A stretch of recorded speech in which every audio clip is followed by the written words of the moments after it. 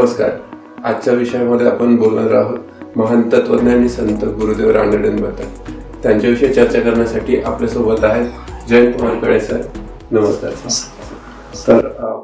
गुरुदेव रानडेंबद्दल आज आपण थोडीशी माहिती घेऊया. जसं आपलं आधी एक काही दिवसांपूर्वी जसं आपण आपलं बोलणं झालं होतं, तर त्याविषयी आता आपण पुन्हा एकदा चर्चा करूया. तर त्याच्यामध्ये तर गुरुदेव रानडे त्यांचा तत्वज्ञान झालं, त्यांचा ग्रंथ परंपरा झाली किंवा त्यांचा ग्रीक फिलॉसॉफी बद्दल त्यांची काही मतं होती, ती सगळ्याविषयी आपण चर्चा करू. पण त्याआधी गुरुदेव रानडेंबद्दल काही आधी ऐकायला हवं. गुरुदेव रानडेंचा जो संप्रदाय तो निंबर्गी संप्रदाय म्हणतात. निंबर्गी संप्रदाय. महाराजांचे गुरुदेव रानडेंचे जे गुरु होते ते होते भाऊसाहेब उमदीकर महाराज. उमदी म्हणून गाव आहे. महाराजांचा जन्म म्हणजे गुरुदेव रानडेंचा जन्म होता जमखिंडीचा. आणि शिक्षण त्यांचं पुण्यात झालं होतं, डेक्कन कॉलेजला वगैरे. जमखिंडी कुठे? जमखिंडी कर्नाटक. तर असं सगळं त्यांचं आहे. आणि निंबर्गी उमदीकर महाराजांचे गुरु निंबर्गी महाराज. निंबर्गी महाराजांपासून ती सगळी परंपरा चालू झाली. आणि नामसाधन आहे जशी आपली गोंदवलेकर महाराज, तशी ही नामसाधनाचं त्यांचं आहे. आणि नामाच्या महात्म्य त्यांनी प्रस्थापित केलंय.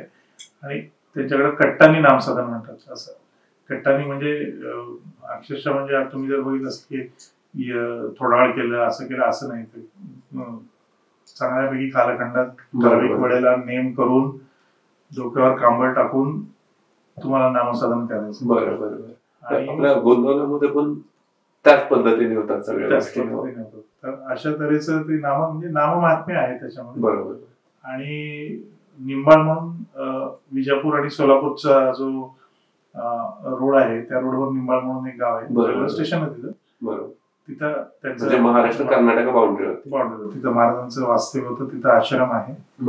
आणि सर्व त्यांचं ठिकाण आहे. फार सुंदर ठिकाण आहे, पाहण्यासारखी जागा आहे. आणि कोणतं ठिकाण? निंबाळ. आणि महत्वाचं म्हणजे त्यांचा सगळ्यात महत्वाचं म्हणजे ते तुम्ही जसं म्हणलात की महान तत्वज्ञानी संत होते. तत्वज्ञानी संत हा विषय फार महत्वाचा आहे. डॉक्टर राधाकृष्णन राष्ट्रपती, डॉक्टर राजेंद्र प्रसाद पहिले राष्ट्रपती आणि डॉक्टर राधाकृष्णन दुसरे राष्ट्रपती, हे दोघेही त्यांचे ऍडमायरर होते. डॉक्टर राधाकृष्णन तर स्वतःच फिलॉसॉफर होते. त्यांचा द इंडियन फिलॉसॉफी म्हणून ग्रंथ खूपच प्रसिद्ध आहे आणि अतिशय वाचनीय ग्रंथ आहे. पण ते सुद्धा गुरुदेव रानडेंचे ऍडमायरर होते. हो. आणि त्याचं कारण असं आहे की त्यांनी म्हणलं होतं एका ठिकाणी का बोलताना असं त्यांच्या ह्याच्यामध्ये त्यांचं वाक्य खूप म्हणजे भावून जाणारं वाक्य होतं की there are saints and there are philosophers but here is a philosopher saint. तत्वज्ञानी संत. तत्वज्ञानी संत जर तुम्ही तत्वज्ञानी संत हा काय विषय? तत्वज्ञानी संत असतातच. प्रत्येक संताचं एक टेम्परामेंट असतं. तर ज्ञानेश्वर महाराजांचं वर्णन करताना स्वामी स्वरूपानंदांनी म्हटलं एका ठिकाणी की नमितो योगी थोर विरागी तत्वज्ञानी संत तो सत्कवीवर परात्पर गुरु ज्ञानदेव भगवंत असे शब्द वापरले त्यांच्याविषयी. त्यातला जो तत्वज्ञानी संत जो पार्ट होता, तर तो तत्वज्ञानी संत जो विषय तो गुरुदेव रानडेंच्या बाबतीत चपकाल बसतो. आता त्याचा अर्थ असा आहे की तत्वज्ञान आता काही वेळेला कोरडं तत्वज्ञान असतं. आपण बोलतोय, आता आपलं साधन किती आपल्याला माहितीये ना. बरोबर. पण आपण एक चर्चा करतोय, आपण तत्वज्ञानावर बोलतोय. पण हे तत्वज्ञान प्रत्यक्ष जीवनात आचरण करून आणि गॉड रिअलायझेशन पर्यंत पोहोचणं. एक ते नुसते तत्वज्ञानी योगी होते, मिस्टिक होते. आणि त्यांनी हे जे सगळं आणि त्याच वेळेला त्यांचा तत्वज्ञानाचा गाढा अभ्यास होता. त्यांचा विशेष तत्वज्ञान होता. बरोबर. आणि त्या तत्वज्ञानामध्ये त्यांनी पाश्चात्य आणि पौर्वात्य सगळे तत्वज्ञान त्यांचा पूर्ण त्याचा गाढा व्यासंग त्यांचा होता. आणि त्यामध्ये जे काही लिंक्स आहेत त्या सुद्धा त्यांनी फार सुंदर त्यांच्या सगळ्या त्यांच्या ह्याच्यामध्ये ठिकठिकाणी त्यांनी मांडलेले आहेत. बरोबर. त्यांचा जसा अभ्यास होता किंवा तत्वज्ञानाविषयी त्यांचं बरंच काही आहे, तर त्यामध्ये त्यांचं साहित्य किंवा त्यांची ग्रंथ परंपरा याच्याविषयी म्हणजे त्यांनी काही ग्रंथ परंपरा म्हटलं तर त्यांचे एक तर प्रसिद्ध ग्रंथ आहे त्यांचा constructive survey of Upanishadic philosophy. Upanishadic philosophy म्हणून त्यांचा ग्रंथ आहे, तो तर अत्यंत प्रमाण ग्रंथ आहे. आणि मला आवडलेली 2 त्यांची पुस्तकं खूप आहेत. एक म्हणजे pathway to God in Kannada literature, pathway to God in Hindi literature, ही 2 पुस्तकं त्यांची मला खूपच आवडली.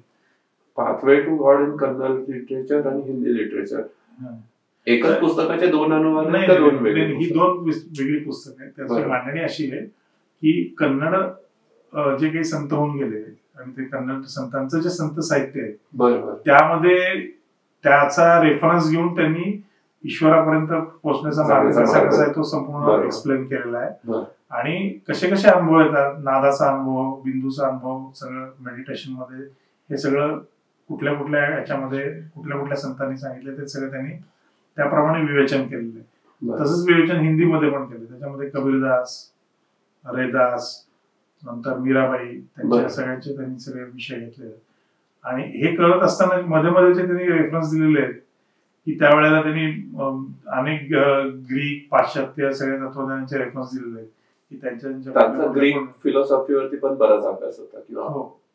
ग्रीक फिलॉसॉफीमध्ये त्यांनी हिराक्लिटस, तुम्ही ऐकलं असेल, हिराक्लिटस बद्दल त्यांनी बरंच लिखाण केलं होतं. आणि हिराक्लिटसचा जो त्यांचा डिस्कशन होता त्याच वेळेला ऑरोबिंदो होते, ऑरोबिंदोचं समकालीन होते. ऑरोबिंदोनी त्याच वेळेला आर्य म्हणून त्यांचं ते मासिक होतं, त्या मासिकामध्ये त्यांनी हिराक्लिटसवर काही लेख लिहिले होते. आणि त्या लेखात हिराक्लिटस बद्दलची जी मांडणं, हिराक्लिटस बद्दल थोडं सांगतो आधी, परत ऑरोबिंदोंकडे येऊ. हा हिराक्लिटस जो होता हा प्री सॉक्रेटिस काळातला, सॉक्रेटिसच्या आधीचा म्हणजे 500 बिफोर क्राइस्टचा काळातला तो तो तत्वज्ञानी त्या काळातला होता.